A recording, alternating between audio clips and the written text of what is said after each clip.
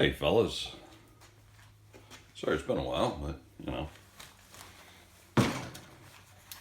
take care of business. Here's one that here's a quick one my dad taught me quite a few years ago. I thought more people did this, and it turns out nobody does this. So here you go. When you lace up your boots, instead of tying bows in the end of your bootlaces, tie a square knot. Simple square knot. There's a couple of reasons behind it, and I'm going to show you this. Normally people do the old overhand, and then the old one rabbit ear, the other rabbit ear, pull it, and you walk around with this thing here like this. Now, if your shoe gets untied all the time, well, maybe you crank those way back, and you take these loops and you tie a double bow. Ta-da! Great big knot. You still got these loops that catch on sticks, catch on equipment that are long. If this gets wet, it's a pain in the butt to deal with. If it gets frozen, snow, things like that. Here's a different way of thinking that. And yeah, now this isn't paracord. This is it's paracord-ish. It's just a stiff cord. You can do this with leather laces or any good laces. Generally, the laces that come with your boots, and I'm not just talking about this brand. I'm talking about just about all brands of boots, with very few exceptions. The laces that come with the boot, man, they're just trash, and they're 45 miles long. I don't know why. You can actually make 2 pairs or 3 pairs of boot laces out of the laces that come with these guys. So anyway, yeah, before the haters get the hating, I like a nice wide toe box so my foot digits can move around, which means that I usually have a little bit wider. That's why this is cranked down to 11. And I've been wearing these guys. They fit like glove, like shoe and shoelace. They good friends. So yeah, they're tightened down, and you're gonna say I'm gonna lose all feeling in my foot, but no, this has got to be tight so that this can do the wiggle. Back to it. Here we go. With some nice round laces, nice stiff round laces. You kind of give it and catch your hooks, and over and under. Square knot. Ta-da! Done. Do-do-do.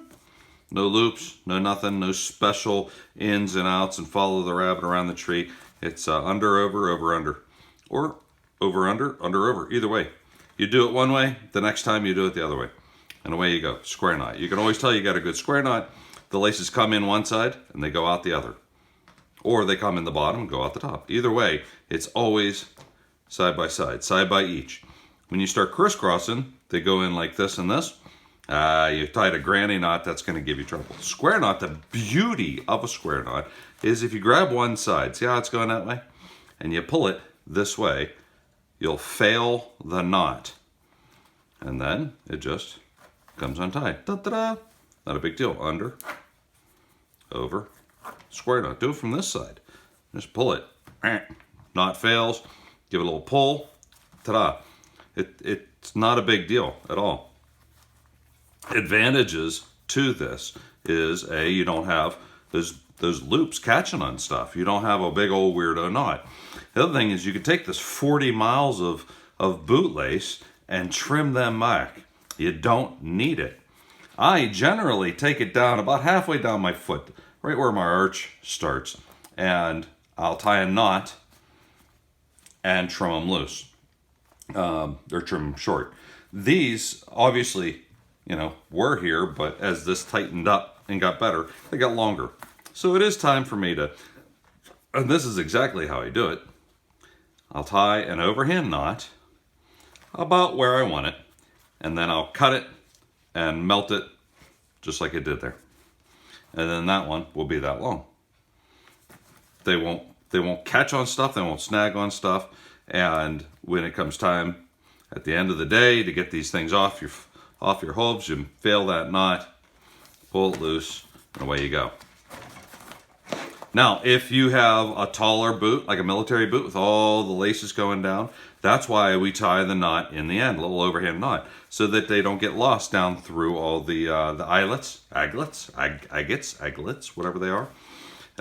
You're going to really loosen this thing up, and you don't have to relace the boot. So every morning you give that a snug, give that a snug. Catch your hook, make sure your tongue is in there where it should be. Under, over, give it a little wiggle. Away you go, man. You're off to the races. There's another way to do it. There's more ideas from Crazy Uncle Damien. Every day, fellas, you learn or you teach. On a good day, you do both.